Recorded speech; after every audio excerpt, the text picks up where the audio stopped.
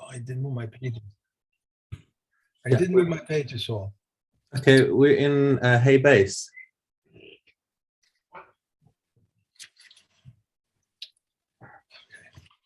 Any activity from which one is obliged to abstain because of rabbinical injunction, even if it is a non-mandatory mitzvah, or even if it is a mitzvah on the Sabbath, one is also obligated to abstain from it on Yom Tov.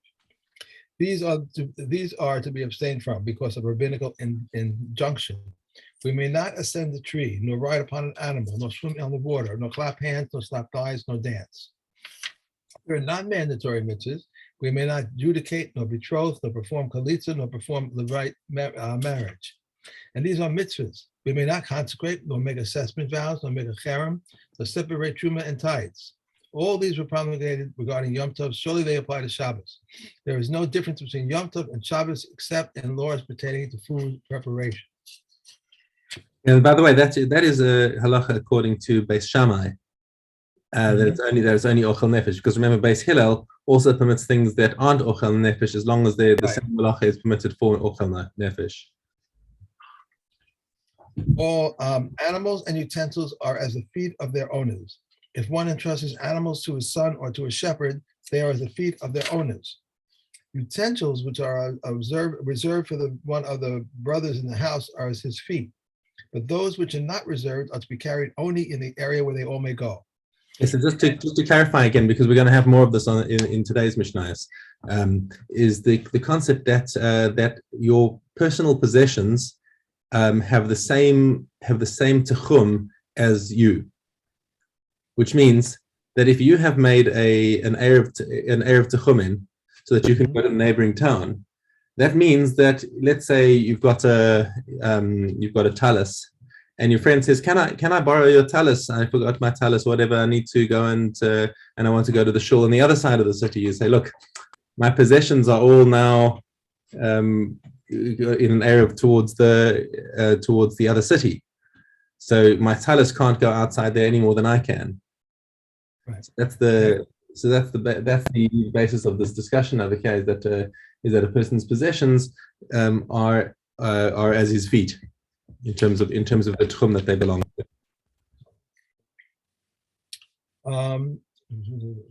If one borrows, so I think the sentence I didn't finish it, but those which are not reserved are to be carried only in the area where they all may go. Okay. If one borrows a utensil from his friend on the day before Yom Tov, it is as the feet of the borrower. If on Yom Tov, it is as the feet of the lender. If a woman borrowed from a friend spices, water, and salt for her dough, they are as the feet of both. And Rabbi Yehuda exempts water because it has no substance. If it's like both of their feet, then you take the chumras of both of their techumin. So it can only go to the places where both women are allowed to go because they're considered like their partners in this dough. Okay, Mishna. Hey, hagacheles kiragle habalim. So a kol is like the owner's feet, which should be obvious, but it's only mentioned that because the second half, b'shal heves b'chol makom. But the flame itself, that has no tuchum.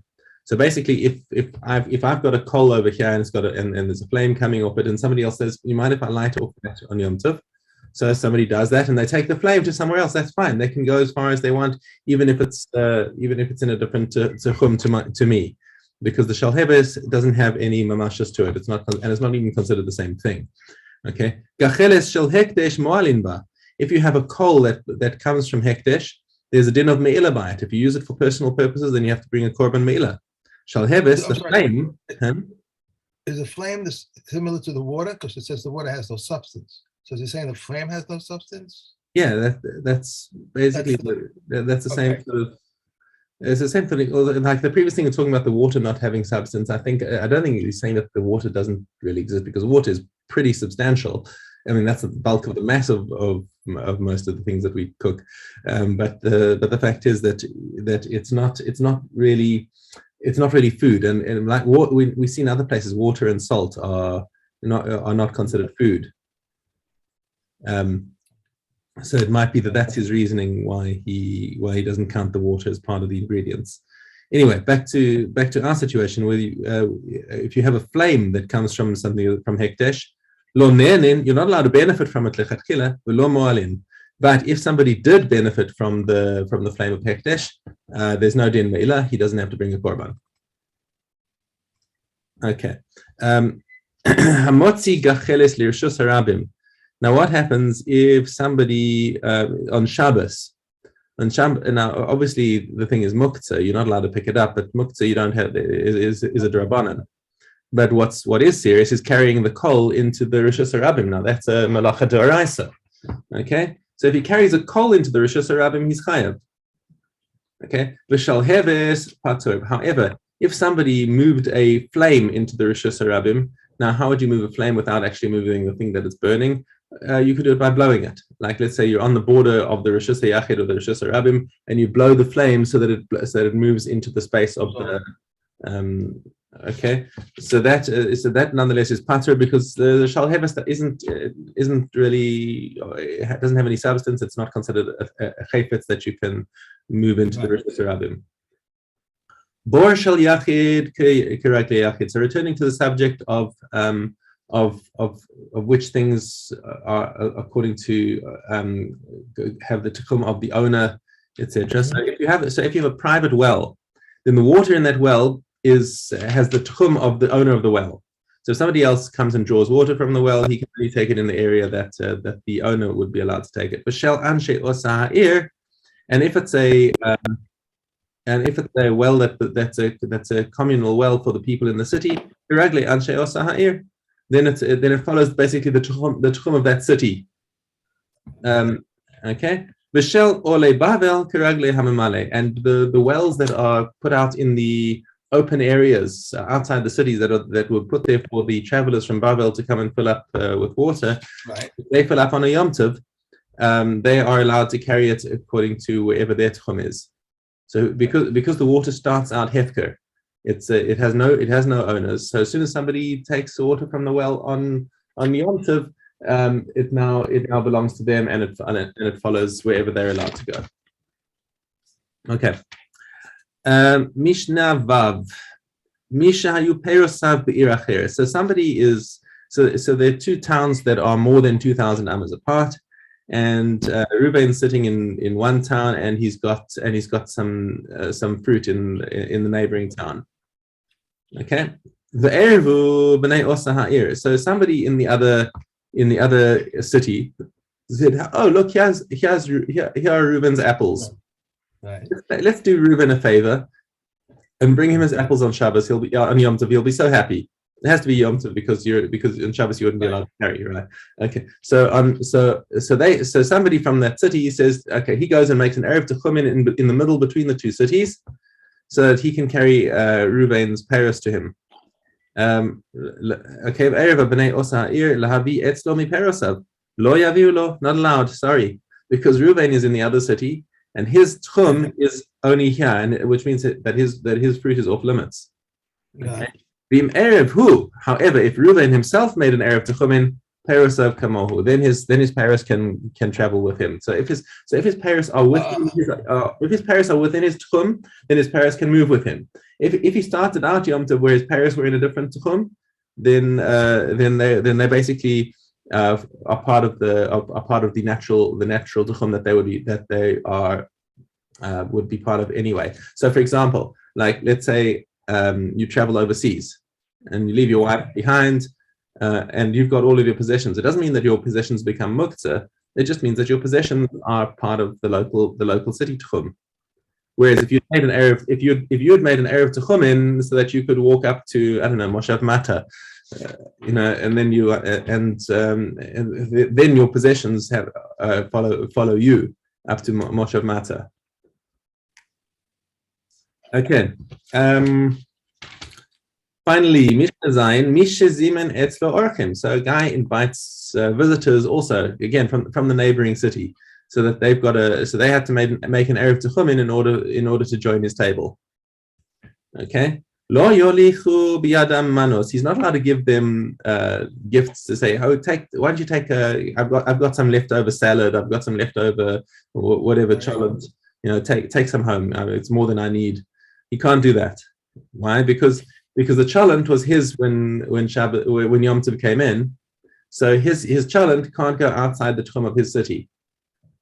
So again, it's the same principle again.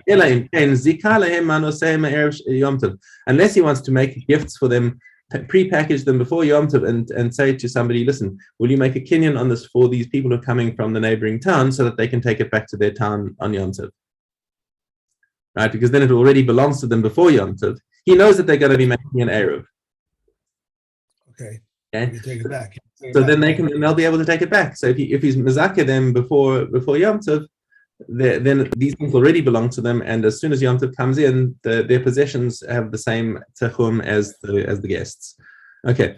Ein mashkin v'shochtin es hamidbarios. So now a switch of context over here. You're not allowed to give water or shecht the animals that are from the midbar. In other words, on Yom Tov, because they're kind of wild. They're not prepared.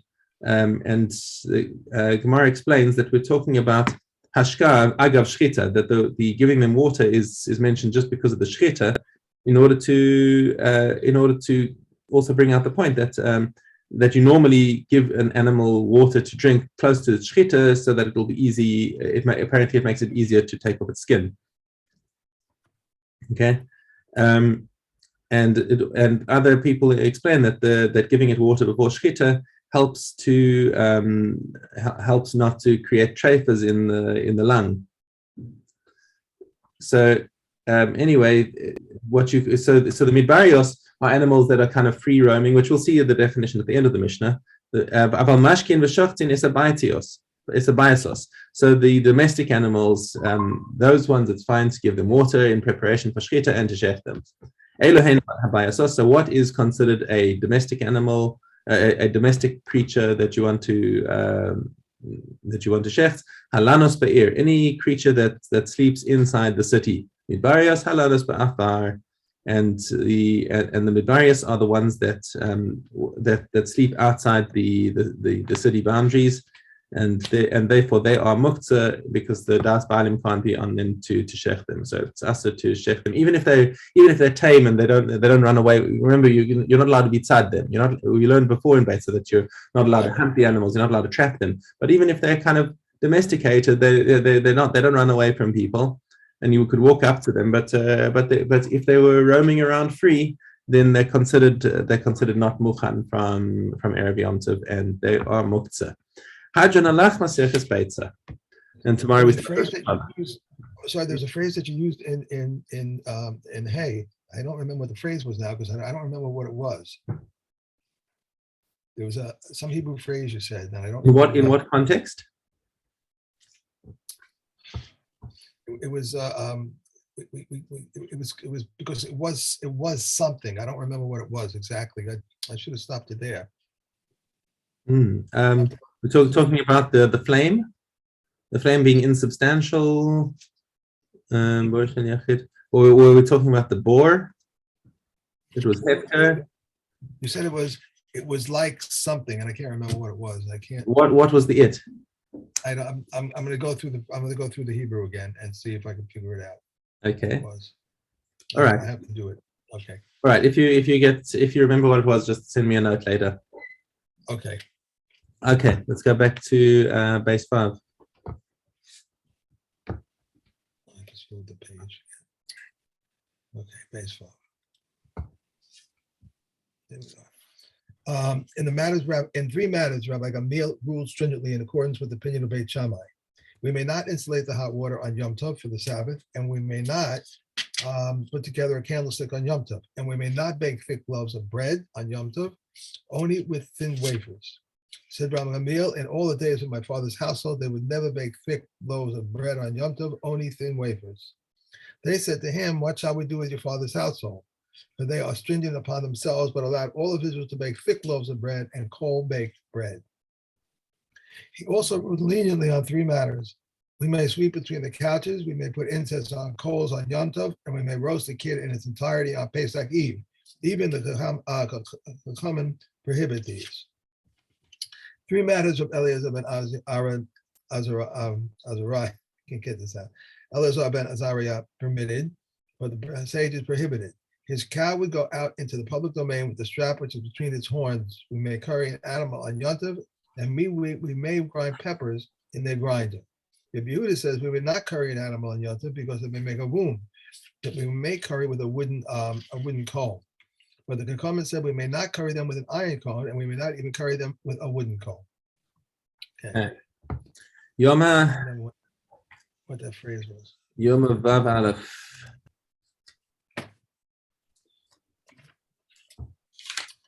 There are two he-goats on Yom Kippur. It is preferable that they be alike in color, in height, and in price, and in their purchase, which should be together. And even if they are not alike, they are valid. If he bought one today and one tomorrow, they are valid. If one of them died, if it died before he cast the lots, he must buy a mate for the second one.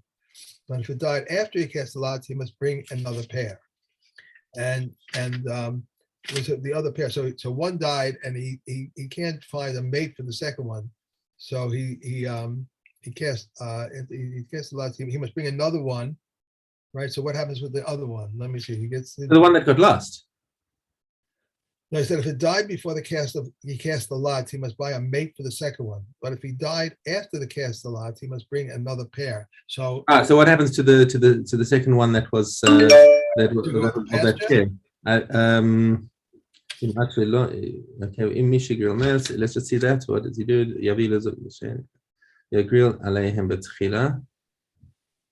And what happens to the pair of the other one?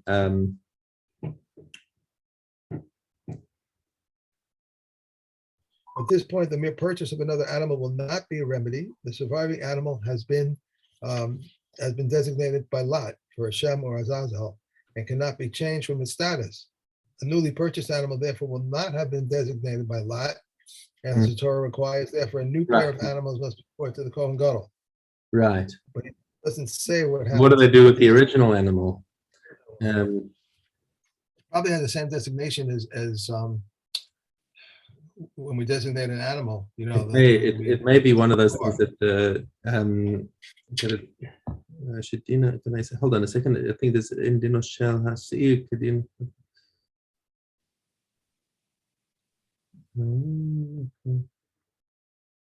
Basheni. Oh, that does say, it says in the Mishnah. Basheni bezug chadash eno karev lo mishtalech. Hoy basir anishar chai min azug harishon karev lo mishtalech. Hishein baalei chaim nidchen. What's this? There's a second. Oh, it's meches. I need to answer this. Just give me a. It says here. I had it before. They said. I had it. I don't know where it went now. There was an answer to what I was asking, but you must get another pair.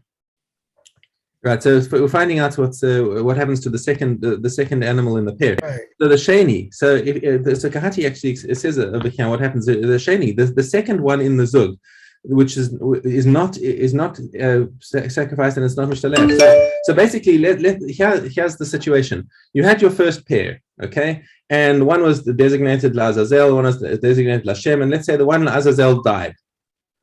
So now the one Lashem is still sitting there. So now what they do is they bring another pair of goats, and they do another hagrela, and the one gets la Azazel and the one gets Lashem. So the one Azazel goes and joins the first one, which was already designated Lashem, because you're not going to take away its designation. And the one that was designated Lashem is all that's happened is that you had hagrela and nothing happened to it. So let's just see Vahasheni Yirei Taif. Okay, so that was second one, the one that the second hagrela of the one that matches the one that survived. Just wait for it to get a mum and sell it and let its value go to Nadaba, because it's got a certain amount of kedusha because it had a hagrela done on it, but you don't have to make it die or anything like that because it was never actually designated as a chatas Hashem. Or as it goes out to pasture, it gets a mum, and then exactly. Okay, all right, good. Okay.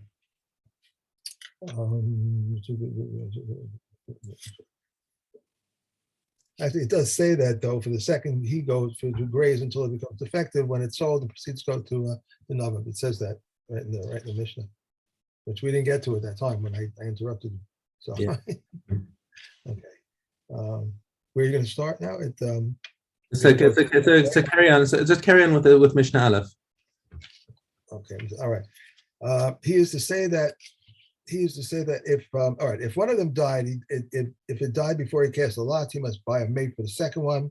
But if it died after he cast the lot, he must bring another pair, and he cast lots upon them anew. He is to say that if that of Hashem died, that the one upon which the lot for Hashem fell take its place, and if that of Mazel died, that one upon which the lot was cast fell to take its place.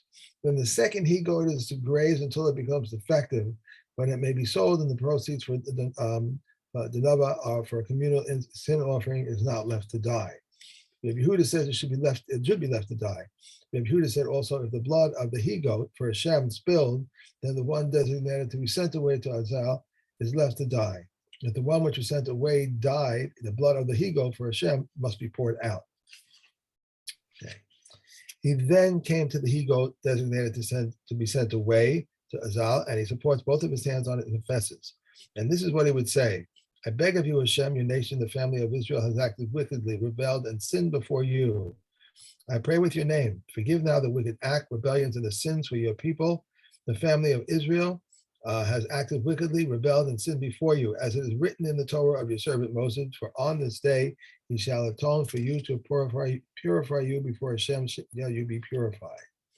The Kohanim and the people who were standing in the courtyard, when they heard the ineffable name come out of the Kohen Gadol's mouth, they would kneel and prostrate themselves and fall upon their faces and say, Baruch Shem Kavod, Mahus Olam Va'ed. He handed it to the one who was to lead to Azazal, and anyone is fit to lead it. But the Kohanim Gadolim established a rule and did not permit Israel to lead it. Rabbi Yossi said it once happened that Arsela led it, and he was in Israel. Okay. Erevin Aleph Zion.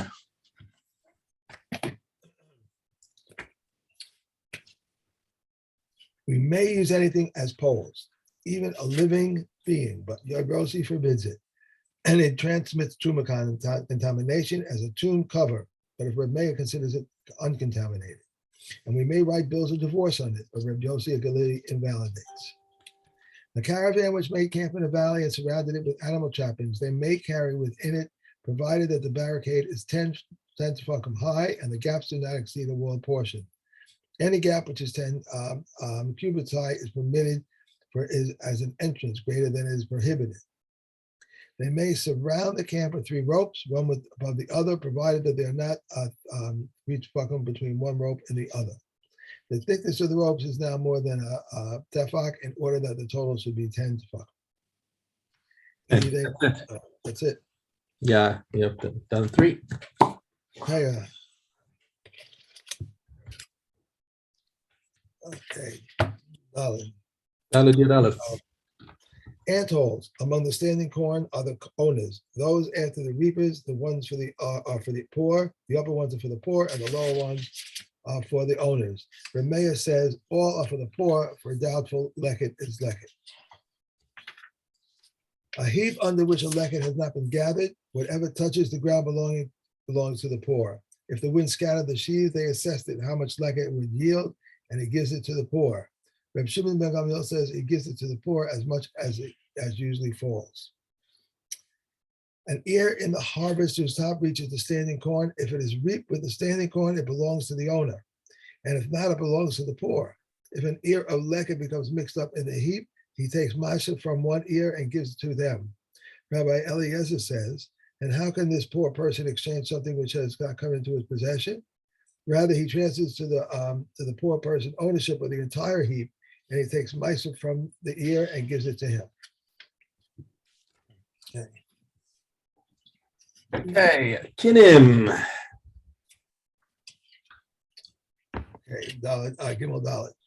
If there was a chatas bird and an ola bird, as well as an undesignated pair and a designated pair, if he made all of them above the red line, half of which of these pairs is valid and half of which of these pairs is invalid, If he made all of them below the red line, half of each of these pairs is valid and half of these pairs is invalid. If he made half of them above the red line and half of them below the red line, none is valid except for the undesignated pair, and that pair is divided between them. Excuse me. If Katos birds mingle with obligatory pairs, then only the number of Katos birds in the obligatory pairs are valid. If the bird offerings in the obligatory pairs were twice as many as the Katos birds, half of the offerings are valid and half are invalid. But if the Katos birds were twice as many as the bird offerings in the obligatory pair, the numbers of offerings equal to the number of birds in the obligatory pairs are valid. Similarly, if Ola birds mingle with an equal number of bird offerings in obligatory pairs, only the number of Ola birds in the obligatory pairs are valid. If the bird offerings in the obligatory pairs were twice as many as the Ola birds, half of the offerings are valid and half are invalid. If the Ola birds were twice as many as the bird offerings in the obligatory pair, the number of offerings equal to the number of birds in the obligatory pairs are valid. If a woman said, it is hereby incumbent upon me to bring a pair of birds as donated olas when I give birth to a boy. If she gave birth to a boy, she must bring 2 pairs of bird offerings, 1 pair for her vow and 1 pair for her obligation. If she gave them to a Kohen and the Kohen supposed to offer 3 birds above at the red line and 1 below, if he did not do so, rather he offered 2 of these above and 2 below, without inquiring, she must now bring 1 more bird, which the Kohen would offer, which the Kohen should offer above the red line. This is the rule. If the 2 pairs were both of 1 species, if, however, they were of 2 species, she must now bring 2 additional birds. If she has specified the species of birds with which to fill her vow, she must now bring another 3 birds, as olos. This is the rule. If the original 2 pairs were both of 1 species, if they were of 2 species, they must now bring 4 additional birds as olos. If she had fixed her vow, she must now bring another 5 birds. This is the rule if the original 2 pairs were both of 1 species. If they were 2 species, she must now bring another 6 birds. If she gave them to the Kohen, but it is not known what species of birds she gave, and the Kohen went and offered them, but it is not known exactly what he did with them, she must now bring another 4 birds for her vow, 2 more birds for the Ola offering for her childbirth obligation, and 1 more contents for her childbirth obligation. Then Azai says she must bring 2 katos. Rabbi Yeshua says this is analogous to what people have said regarding a ram. While he is alive, his voice is 1, and when he is dead, his voice is 7. How is it that his voice is 7 after he dies? His 2 horns can be served as 2 trumpets. His 2 thigh bones are his flutes. His hide is a drum, and his stomach for the round box of lyres, and his intestines are string harps. And some say his wool too can serve for tekelas. Reb Shimon ben Achziah says, elderly unlearned men, as they continue to age, their minds get more confused. As it is stated, he removed the speech of the capable and takes away the reasoning of the elderly. But elders of Torah are not like that. Rather, they continue to age, their minds even more settled. As it is stated, in the age is wisdom and the length of days understanding. Hadran alach Maseches Kinim, Hadran alach Seder Kodshim. Mazel tov. Mazel tov. Another siyum for us. Okay, and tomorrow we start with Kalim. All right. That's it. Yeah, that's it for Kinim. Okay, and then Beitzah. Well, let me see. I have to go put her off the shelf right now.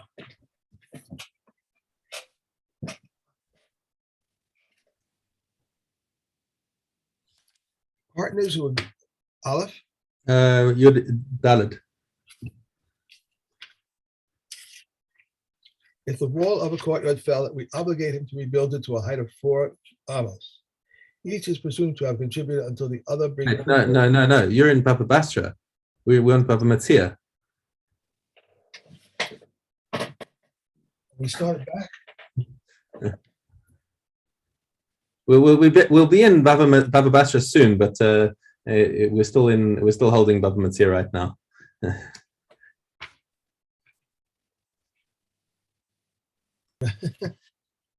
Good dollar. Similarly, if an olive press which was built in a rock with a garden above it partially caved in, the owner of the garden may go down and sow his seeds below until the other makes a dome of his olive press, for his olive press. If a wall or a tree fell into a public domain and damaged, he exempt from paying. If they gave him time to cut down the tree or to demolish the wall and they fell within the time, he's exempt. After the time, he's liable. If one's wall abutted another's garden and it fell, and he said to them, clear away your stones, to which the other replied, they are yours. We do not listen to him. If after he accepted, he said to him, here, these are yours, take your expenses, and I will take what belongs to me, we do not listen to him. If one hires a laborer to work with him, stubble or with straw, and he says to him, give me my wages, to which the other replies, take that what you have done for your wages, we do not listen to him. If after he accepted, he said to him, here are your wages, and I will take what belongs to me, we do not listen to him. One who puts manure out in the public domain may do so only if the one who puts it out, and the one who fertilizes immediately. We may not soak clay in a public domain, nor may we make bricks, but one may need clay in the public domain, but not bricks. One who builds in a public domain may do so only if the one who brings the stones brings, and the one who builds immediately. If it caused damage, he must pay for the damage. Reb Shimon ben Gamliel says he may even prepare his work 30 days before. If there were two gardens, one above the other, with vegetables between them, Reb Meir says they belong to the upper one. Reb Yehuda says they belong to the lower one. Said Reb Meir, if the upper one should decide to remove his earth, there would be no vegetables. Said Reb Yehuda, if the lower one should decide to fill up his garden, there would be no vegetables. Said Reb Meir, since both of them can stop one another, we should see from where these vegetables sustain themselves. Said Reb Shimon, whatever the upper one can stretch out his